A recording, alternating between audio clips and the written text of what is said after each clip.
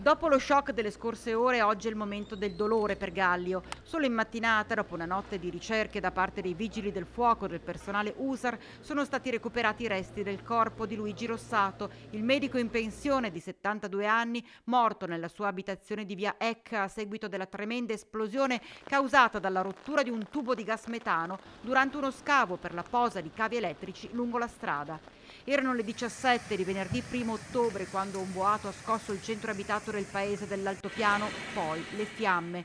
Nella deflagrazione Rossato era rimasto bloccato al primo piano della villetta dove viveva con la moglie, che in quel momento era fuori casa, e uno dei due figli, che ha cercato disperatamente di salvare il padre, ma per l'anziano medico non c'è stato nulla da fare. Un'intera comunità piange la sua scomparsa. Sono orgogliosa della comunità di Gaglio perché tutti hanno dato supporto e sostegno ai familiari e ci siamo uniti come comunità perché il dottor Rossato era una persona conosciutissima e era una persona speciale a cui tutti abbiamo voluto bene e quindi ci siamo stretti attorno a questa famiglia e in questi momenti abbiamo dimostrato di essere una vera comunità.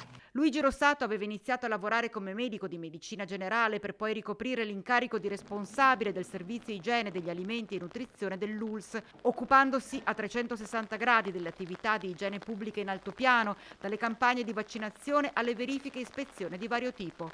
Nonostante fosse già in pensione, durante la pandemia aveva ripreso servizio per aiutare nell'attività di vaccinazione anti-Covid ed era da tutte e tutti considerato un punto di riferimento per la professionalità, ma soprattutto per la sua umanità. Intanto la Procura di Vicenza ha aperto un fascicolo e sta attendendo una prima relazione su quanto accaduto. Potrebbe procedere per disastro e omicidio colposi in relazione all'esplosione e al crollo della villetta che ha causato la morte del medico 72enne Luigi Rossato.